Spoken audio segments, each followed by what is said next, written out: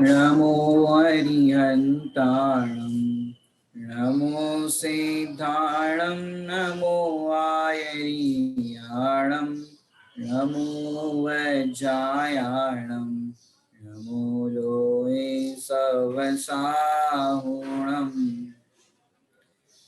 स एक बार दिन मेले आहार खड़े अलप निज पान में कचलोच करत न डरत परिश सो लगे निज ध्यान में हरि मित्र महल मसान कंचन काच निंदन तुति करन अर्घावतारन असि प्रहारन में सदा समता धरन। परिशव का वर्णन चल रहा है। कैसे होते हमारे दिगंबर मुनिराज, कैसी होती है उनकी जीवनचर्या, उस पर चर्चा कर रहे हैं।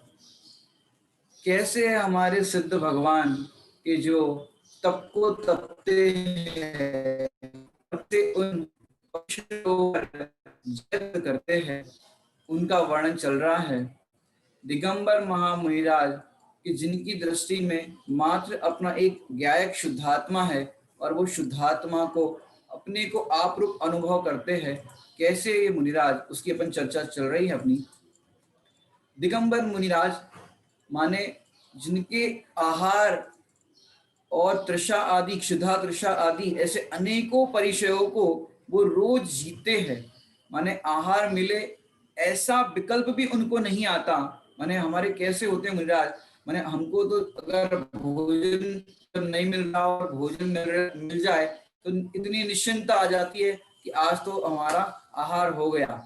लेकिन दिगंबर मुनिराज के बारे में हम क्या कहे, आहार मिले और ऐसा विकल्प आ जाए, आज तो हम निश्चिंत हो गए, क्षुधा की बाधा से तृप्त हो गए, तो क्षुधा परिचय से हार गए। यदि ऐसा विकल्प आ जाता है तो कितनी सूक्ष्म बात है। बोलो कि अच्छा भोजन मिला तो भी कहते कोई बात नहीं, नहीं मिला तो भी कहते कोई बात नहीं। माने दोनों परिस्थिति में जिन्हें समभाव रहता है। जैसे आपको दृष्टांत करके समझाए कि हम जैसे रेलवे स्टेशन पर घूमने के लिए चले गए। अब घूमने के लिए चले गए तो आप विचार करो, आप घूमने के लिए रेलवे स्टेशन पर गए हो, कोई ट्रेन आ जाए, किसी में कम सवारी चढ़े, किसी में ज्यादा सवारी चढ़े, किसी में बिल्कुल भी ना जाए।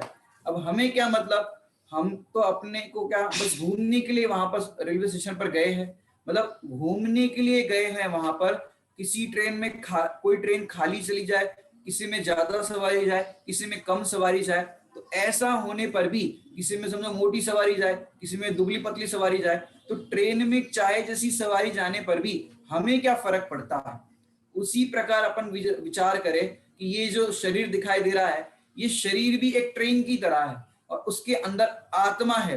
तो आत्मा है, वो आत्मा कैसा है, वो तो ज्ञाता दृष्टा है। अब इस ट्रेन के अंदर समझो चाहे नीरस भोजन डाल दो, चाहे सरस भोजन डाल दो, चाहे रूखा सूखा भोजन डाल दो, आत्मा में क्या फर्क पड़ता है कि आत्मा में तो कोई फर्क पड़ता नहीं।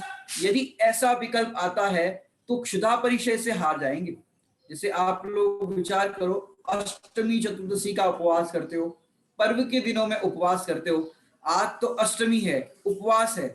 अगर ऐसा आपने संकल्प किया है कि आज उपवास लेना है, यदि आपको ऐसा विकल्प आ जाता है कि भैया आज तो उपवास है लेकिन कल सुबह सुबह अपन एक काम करेंगे, सुबह सुबह अपन सबसे पहले ये चीज बना देंगे, ये चीज खा लेंगे, तो आज वो विकल्प आ रहा है। उपवास आपका आज है और कल का विकल्प आज आपको आ रहा है कि कल हम ये बना लेंगे, ये खा लेंगे, इस तरह का विकल्प आ रहा है। यदि ऐसा विकल्प आपको आ रहा है कि आज तो अपनी तबीयत सही नहीं लग रही है और उपवास भी किया है, तो एक काम करेंगे अपन खिचड़ी बना कर, कल अगर खिचड़ी बने हुए आहार मिल जाए तो बढ़िया रहेगा। तो खिचड़ी का भी आहार मिलने का अगर आपको विकल्प आता है तो आप परिचय जैसे हार गए, मैंने क्षुधा परिचय से हार गए। मैंने कैसा होगा वो परिचय जय, मैंने अच्छा भोजन मिला तो ऐसा माना तो भी क्षुधा परिचय से हार जाएंगे।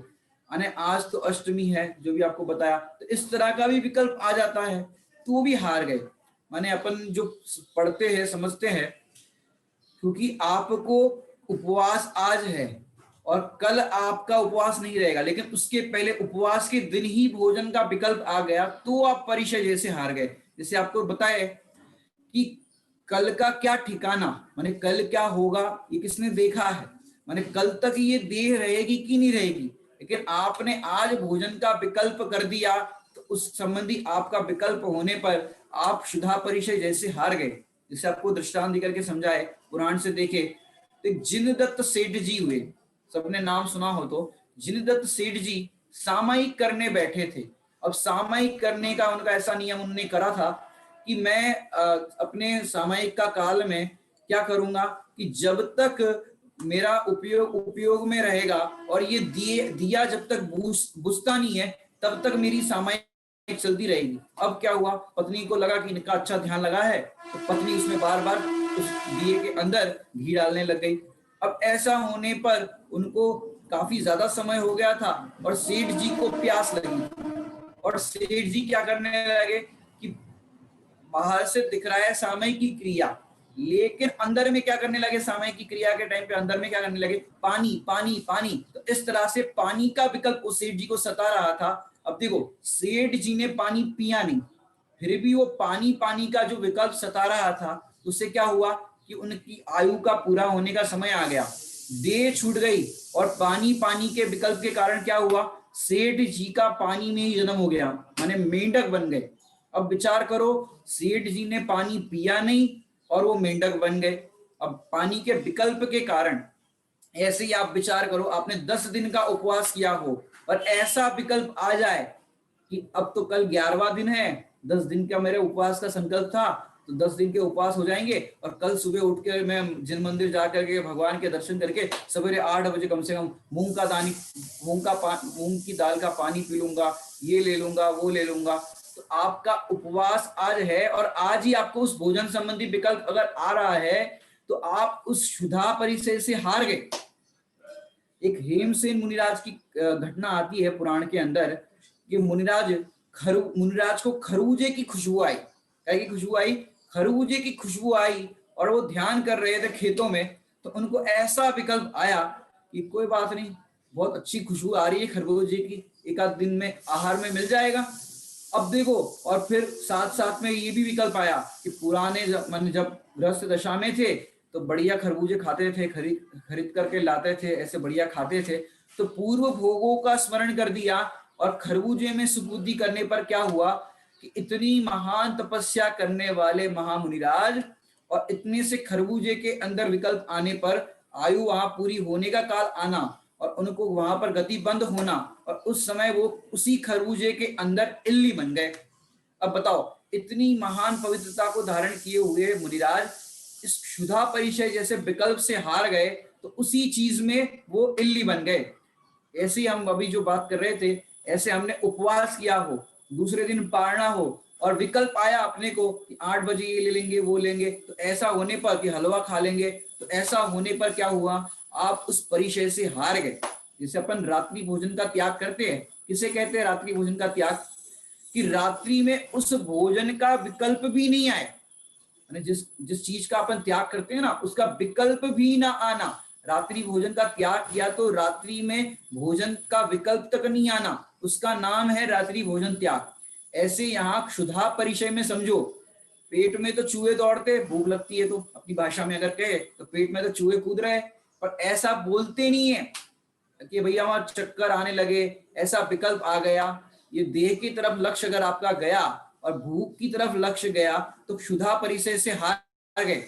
अब पेट का स्वरूप ही ऐसा है। अब पेट का स्वरूप कैसा है कि पेट का स्वरूप तो ऐसा है, आप इसको कितना ही खिलाओ, कितना ही खिलाने पर इसकी जो भूख है वो मिटने वाली नहीं है। यहाँ पर आपको दिख रहा होगा एक 20 तीर्थंकर भगवान की पूजन हुई है, उस पूजन के अंदर ये चुन्नी लाल जी ने ये पूजन, वहां पर भी भूखे सुधारो विनाश अपन जो अर्घ चढ़ाते, वहां पर बहुत सुंदर लाइन आती है, बहुविधि खाद्य पदार्थ खाकर हार गए हम संसारी, भरा पेट फिर खाली होता, पुनः भरा यह बीमारी।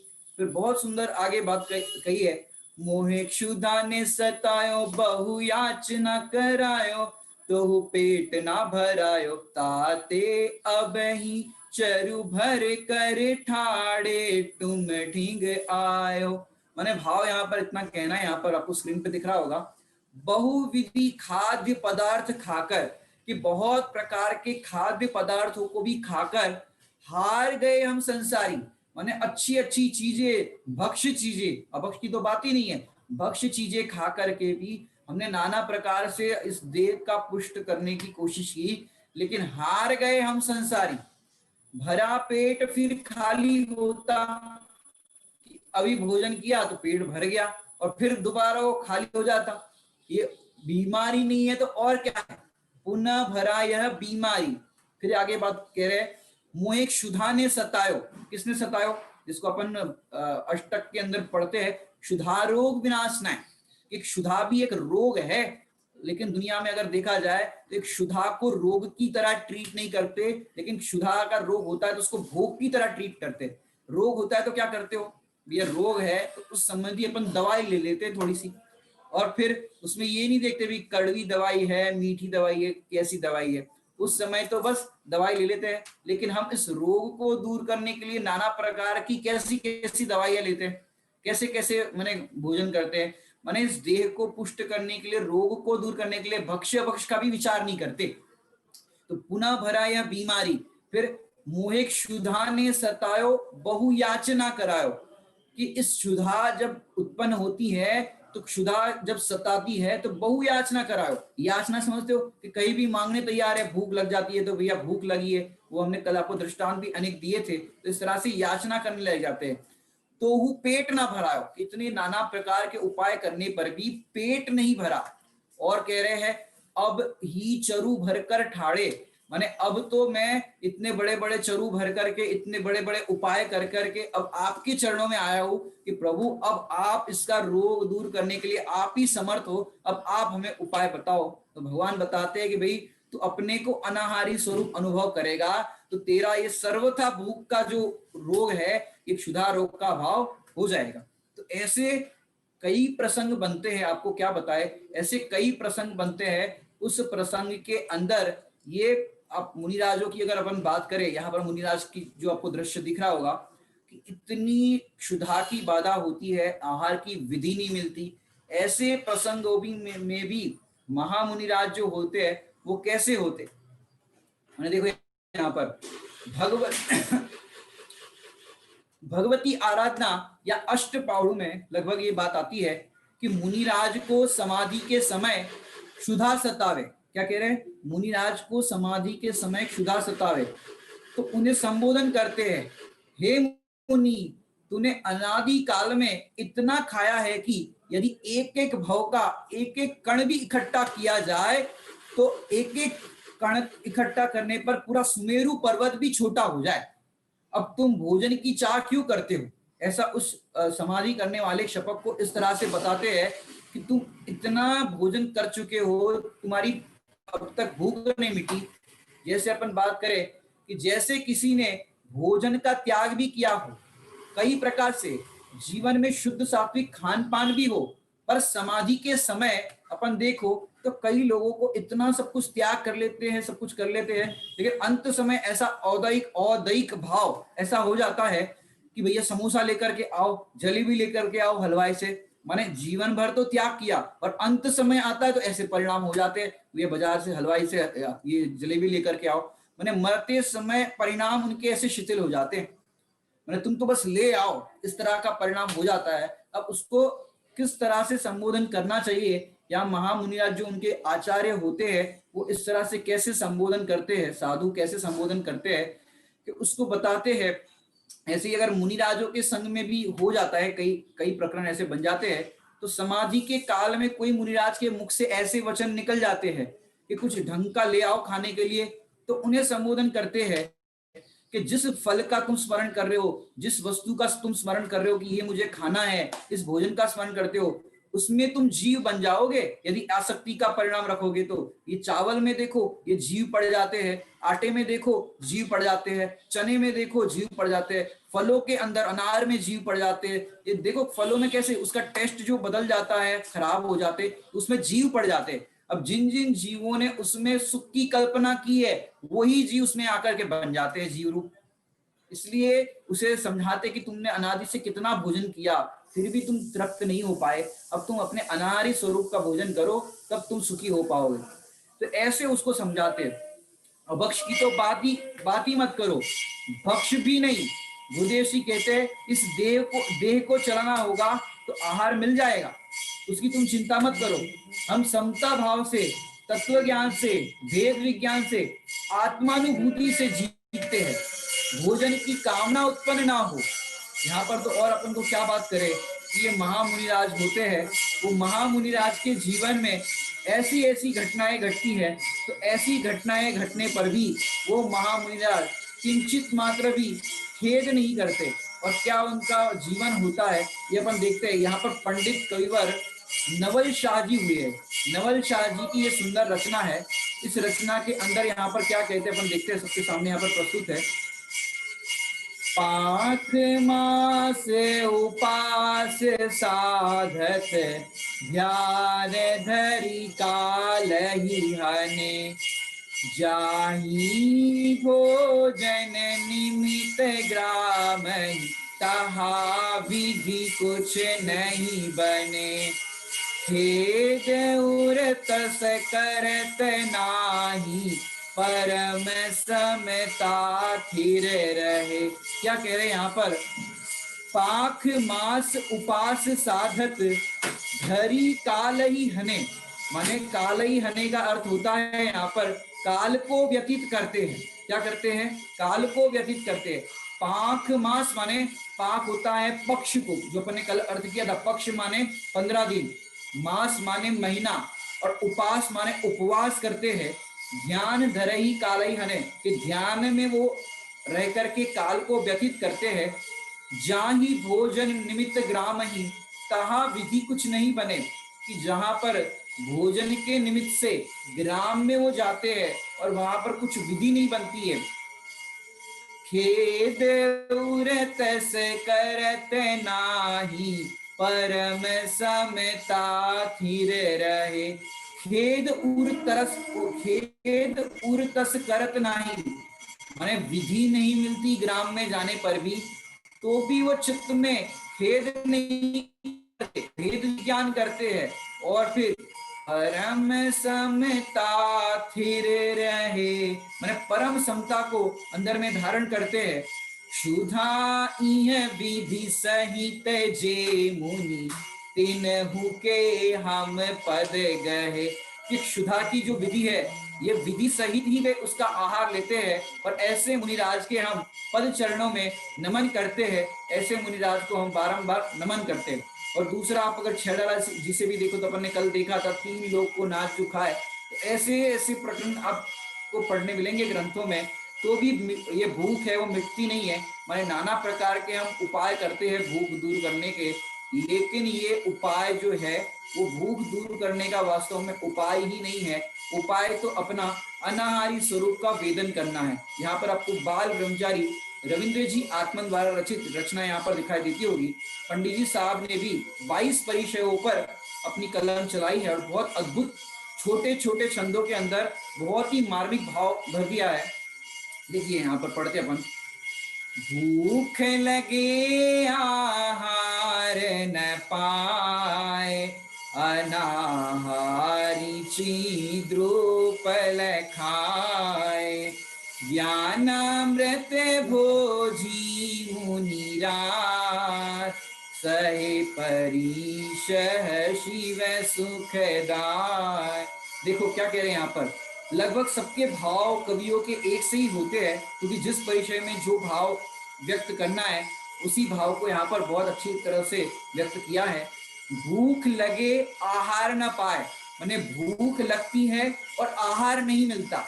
भूख लगे आहार न पाए, फिर क्या कह रहे हैं यहाँ पर, तो उस समय क्या करे, आहार नहीं मिलता तो अनाहारी चिद्रूप लखाए, कि अनाहारी चैतन्य रूप जो स्वरूप है उसको देखते हैं, उसका अनुभव करते हैं, और ऐसा अनुभव वो करते हैं। फिर क्या कह रहे हैं यहाँ पर, ज्ञानामृत भोजी मुनिराज, कि वो ज्ञानामृत का भोजन करते हैं मुनिराज।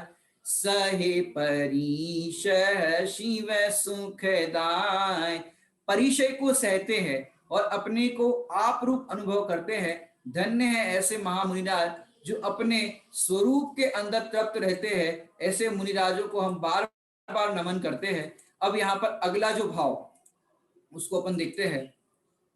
ये कविवर बुद्धचंद जी ने इसके अष्टक लिखे हैं और बहुत ही सुंदर है।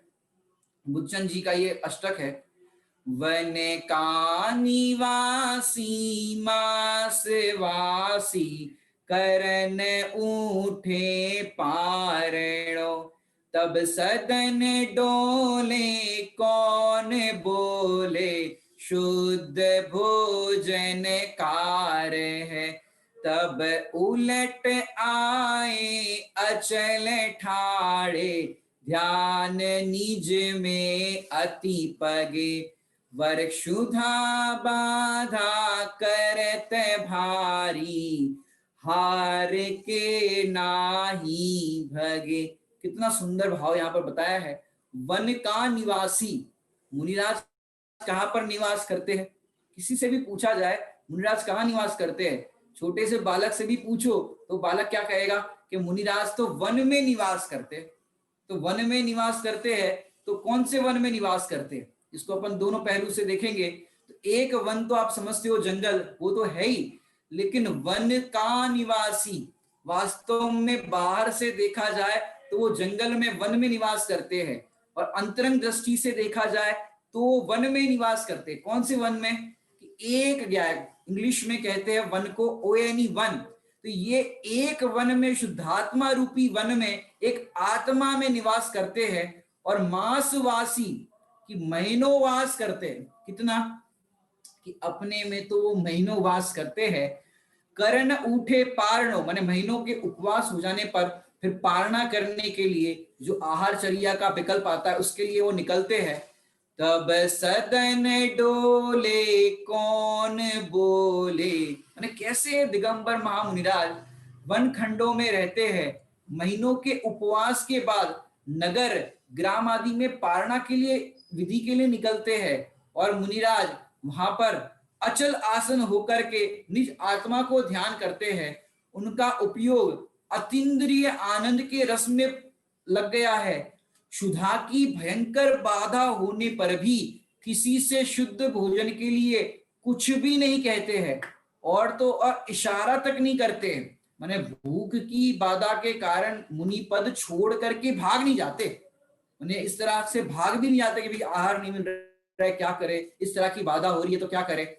माने हम तो जरा जरा सी बात पर गुस्सा कर लेते हैं। दूध में शक्कर नहीं पड़ा हो तो कह देते बच्चे हमें दूध नहीं पीना है, तुम ही पियो, शक्कर नहीं पड़ा है। इस तरह से नाराज तक हो जाते हैं। लेकिन महामुनिराज देखो, तब सदन डोले कौन बोले शुद्ध भोजन कार्य है। अब समझो, भोजन के लिए आओ, खूब जम के अपन को भूख लगी हो, और कोई आपको उसके घर में बढ़िया सोने का हार हो, वो हार दिखाए तो कैसा रहेगा? उसके घर आपको भोजन के लिए बुलाया और फिर आपको उसके घर पे हार हो, उसके घर में वैभव हो, 1 लाख रुपए का आजकल की भाषा में कहे तो टीवी हो, अब वो टीवी दिखाए और उसको तो भोजन की भूख लगी है, बताओ क्या कहेगा? देखो, भोजन की जिसको भूख लगी है उसको और चीज दिखाते हैं, सोना चांदी रुपया पैसा महल के वैभव को दिखाते हैं, और वो क्या कहेगा? भैया हमको तो भोजन दो, ये सब चीजों से हमारा काम नहीं चलेगा। ये तो अपनी भूमिका के लिए अपन बात कर रहे हैं, लेकिन विचार करो, शुद्ध भोजन लेने वाले मुनिराज, नवदा भक्ति पूर्वक लेने वाले मुनिराज, तब सदन डोले कौन बोले, कि सारे जगत के अंदर वो मुनिराज जब आहार की चर्या के लिए जब भी जहां पर निकलते हैं तो क्या होता है कि वो बोलते नहीं है कि किस विधि को लिया है उन्होंने, किस, और जहां पर भी श्रावक गण खड़े होते हैं, हे स्वामी अत्रो अत्रो तीसरो तीसरो, वहां पर जाते, विधि मिलती है वहां पर लेते हैं। लेकिन अपन याद करें आदिनाथ मुनिराज को, 6 महीने तक तो आहार लेने का विकल्प नहीं आया, और जब 6 महीने बाद आहार लेने का विकल्प आया तो क्या हुआ,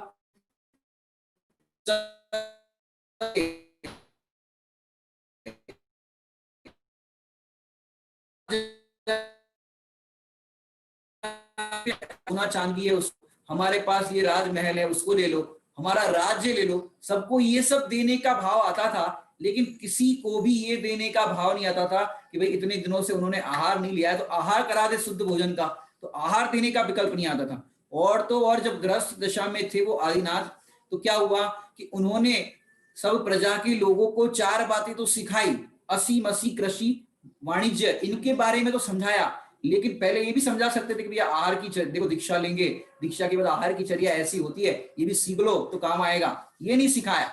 और तो और मुनिराज आहार की विधि के लिए निकले तो सब कन्या दे दे, राजमहल दे दे और सब कुछ दे, लेकिन अत्रो अत्रो तिष्ठो तिष्ठो कोई नहीं करे। बताओ 6 महीने तक इस तरह से आहार की चर्या के लिए निकलते रहे और आहार जल शुद्ध है कोई कहने वाला नहीं मिला। और तो और जो सौधर में इंद्र जो तीर्थंकर की पूरी व्यवस्था करते हैं, उनको भी 6 महीने तक ये विकल्प नहीं आया कि भी इनके आहार की चर्या का क्या होगा। देखो उदय नहीं हो तो कैसे भी आहार नहीं मिलता, और उदय हो तो मिल जाती है विधि, जो अपन ने कल चर्चा की थी।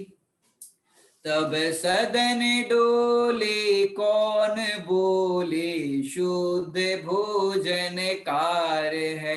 माने उस समय भी वो महामुनिराज आनंदामृत भोजी होते हैं, अपने मुनि पद की साधना में अचल रहते हैं। क्या करे, ये भूमिका ही ऐसी होती है कि साधना में अचल रहते हैं, माने आहार की चर्या को निकलते हैं, सहज विधि मिल जाए वहां ठीक है, और नहीं मिलती तो वो दोनों परिस्थितियों के अंदर समभाव को रखते हैं।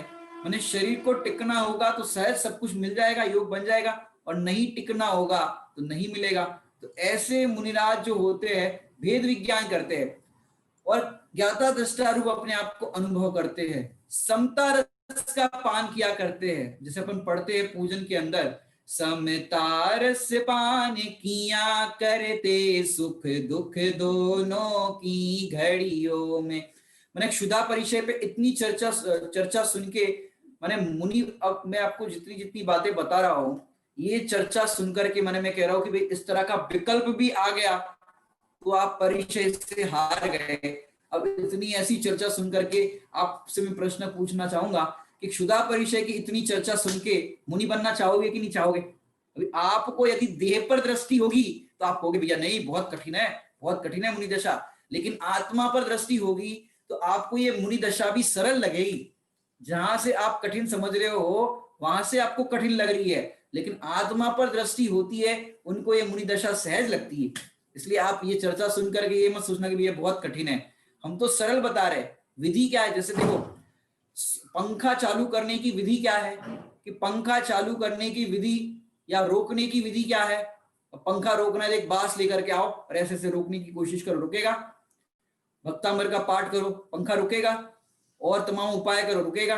अरे भैया पंखा चालू या बंद करना हो तो स्विच का आश्रय करने पर 3 पंखुड़ी का पंखा घूमता है, घूमता है कि नहीं घूमता? ऐसे यहां पर भी इस आत्मा रूपी स्विच का आश्रय करने पर 3 पंखुड़ी का पंखा घूमता है। कौन सा? सम्यक दर्शन, सम्यक ज्ञान और सम्यक चारित्र। और इससे क्या होता है, वहां पर पंखा घूमता है तो आपको लगता है भैया जो गर्मी लग रही थी वो गर्मी शांत हो गई, पर यहां पर जैसे ही रत्नत्रय का पंखा घुमा तो जो कषायों की गर्मी लग रही थी, अब रत्नत्रय की हवा आने पर वो कषायों की गर्मी शांत हो गई, उपशम हो गई। तो ऐसा होता है। तो समता रस पान किया करते, सुख दुख दोनों की घड़ियों में, कैसे होगे ऐसे महामुनिराज?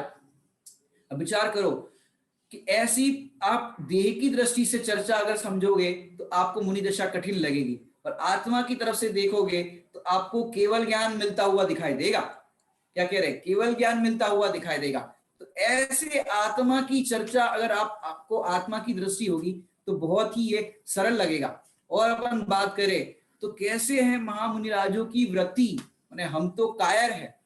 10 लक्षण पर्व में विधान की पूजन के अंदर अपन ने जो अभी तप का पढ़ा था, एक विधान की पूजन जो आती है 10 लक्षण महापूजन की, पूजन के अंदर टेक चंद जी ने वो पूजन लिखी है 10 लक्षण महाविधान की। उसके अंदर उत्तम तप के अंदर एक प्रकरण आता है तप को कायर जिय नहीं चाहे, तप को महंत पुरुष उम गावे। तप को कायर जीव चाह नहीं सकता है, तप को कायर जीव धारण नहीं कर सकता। क्यों? पहले ही ऐसा वर्णन सुनकर के कायर जीव होगा तो बोलेगा भैया हमारे बस की नहीं है, हम नहीं कर पाएंगे। जैसे योद्धा होते हैं, योद्धा को जब बताया जाता है गुप्तचरों के द्वारा कि भैया दुश्मन की सेना हमारे पास आ रही है और इतने इतने सैनिक है, इतने हजार सैनिक है, हमारी सेना में कम सैनिक है, ऐसा वर्णन सुनने पर जो कायर योद्धा होगा वो तो कांप जाएगा, भैया हम तो भाग जाते हैं, हमको तो जान बचानी है, भाग जाएंगे राज्य छोड़ करके।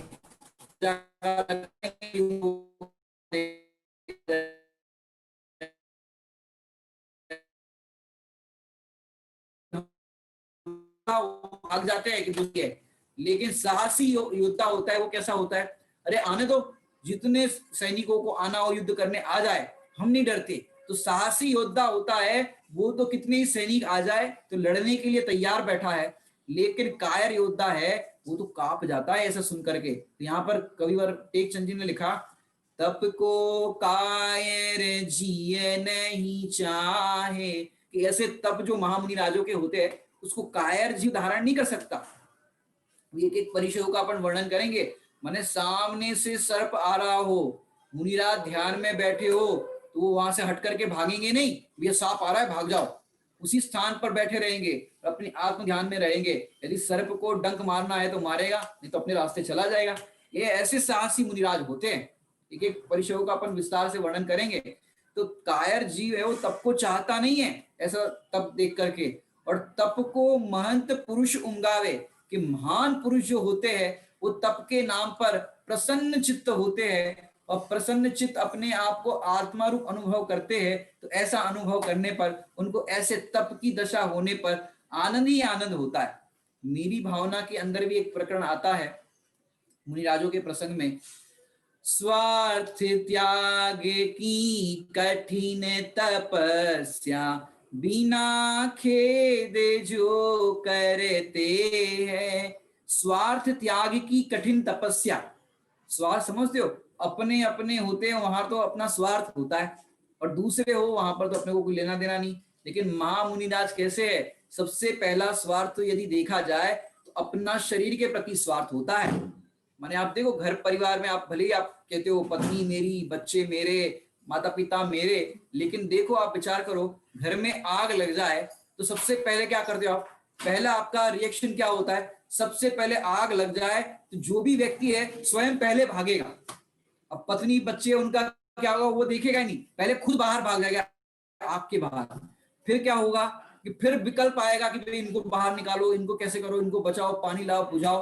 पर जब भी कोई आपत्ति आती है, कभी जब भी कोई प्रतिकूलता आती है तो स्वयं का जीव जो होता है उसको बचाने के परिणाम जीव को होते हैं। तो सबसे पहला त्याग तो करने लायक है स्वार्थ त्याग, माने अपना शरीर को बचाओ, ये अपना शरीर लगना, ये अपना शरीर का स्वार्थ है। और फिर आप देखा जाए तो परिवार वालों का अगर आप कहना हो तो इस तरह से कहते हो। तो स्वार्थ त्याग की कठिन तपस्या, इसको कठिन है, स्वार्थ का त्याग करना कठिन है। जो कायर जी होगा वो स्वार्थ का त्याग नहीं कर पाएगा, अपने अपने लोगों को बस आगे बढ़ाता रहेगा। तो स्वार्थ त्याग की कठिन तपस्या बिना खेद जो करते हैं, माने खेद उत्पन्न नहीं होता इस देह को किसी भी तरह से परिचय का उपसर्ग आदि आने पर भी खेद नहीं करते। ऐसे ज्ञानी साधु जगत के दुख समूह को हरते हैं। क्या करते हैं? ऐसे ज्ञानी साधु जगत के दुख रूपी समूह को हरते हैं। अर्थात अगर विचार किया जाए तो जो देह से न्यारा अपने को अनुभव करता है तो उसके तो ऐसे ही दुख कम हो गए। क्यों कम हो गए? क्योंकि जितने भी दुख हो रहे थे वो देह का लक्ष्य करने पर ही तो हो रहे थे, देह के संयोगी भाव का लक्ष्य करने पर ही तो हो रहे थे।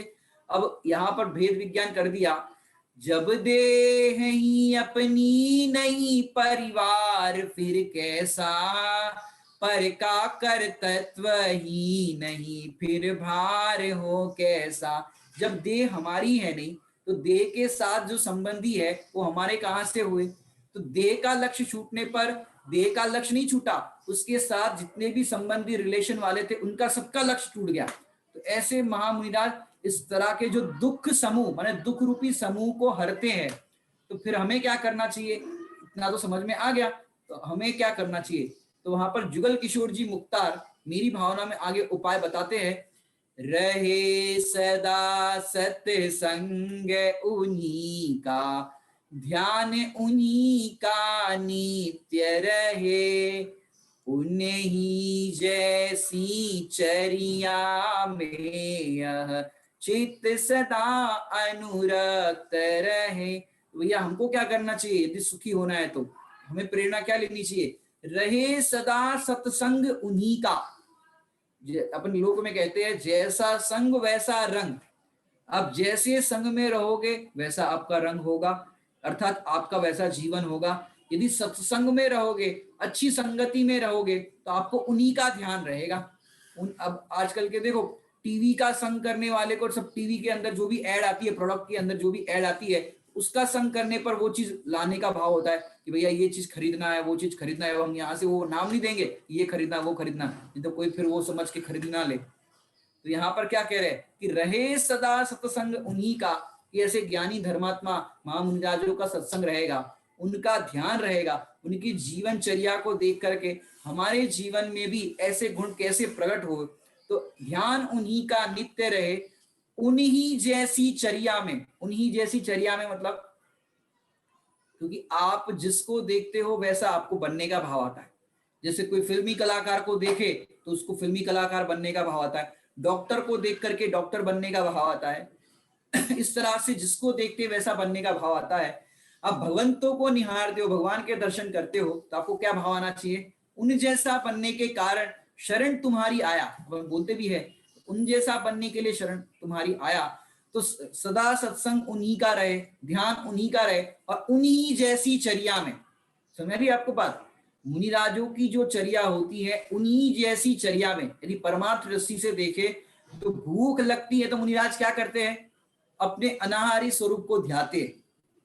माने भोजन करना ये तो एक तात्कालिक उपाय है, जो एक शारीरिक दृष्टि से इस तरह का विकल्प आता है असाता वेदनी के कारण, क्षुधा वेदनी कर्म का उदय आता है, तो विधि पूर्वक आहार की चर्या के लिए निकलते हैं। लेकिन वो वास्तविक उपाय तो जानते हैं कि अनाहारी स्वरूप का वेदन ही इस क्षुधा रोग का उपाय है, वो जानते हैं। फिर भी निचली भूमिका में उनको छठे गुणस्थान के अंदर आहार चर्या का विकल्प आता है, और उस विकल्प की पूर्ति के लिए वो निकलते हैं, आहार की पूर्ति के लिए नहीं निकलते। तो ऐसे महामुनिराज उन्हीं जैसी चर्या में, उन्हीं जैसी चर्या में मतलब जो महापुरुष होते हैं, मुनिराज होते हैं, वो किस तरह से अपना जीवन में आहार की चर्या करते हैं। अपनी भूमिका में देखे तो हमें मौन पूर्वक आहार लेना चाहिए, क्योंकि अपन भी उस दशा की तैयारी घर के अंदर कर रहे हैं कि जैसे मुनिराज आहार लेते समय मौन पूर्वक लेते हैं, उसमें आसक्ति का परिणाम नहीं करते, तो हम भी गृहस्थ दशा में बिना आसक्ति के भोजन ग्रहण करें, मौन पूर्वक भोजन करें, अंतराय आदि का पालन करें, जिससे उस आहार संबंधी जो विकल्प है उससे विरक्तता होगी। और इस तरह से क्षुधा परिचय क्या है ये हमें वास्तव में समझ में आएगा। परिचय जय नहीं होगा, क्या कह रहे हैं? क्षुधा परिचय क्या होता है ये समझ में आएगा। जय तो कहा होगा? जय तो तीन कषाय चौकड़ी के अभाव में और मुनि दशा के अंदर जो वैराग्य आदि भावनाएं होती है उसके द्वारा होगा।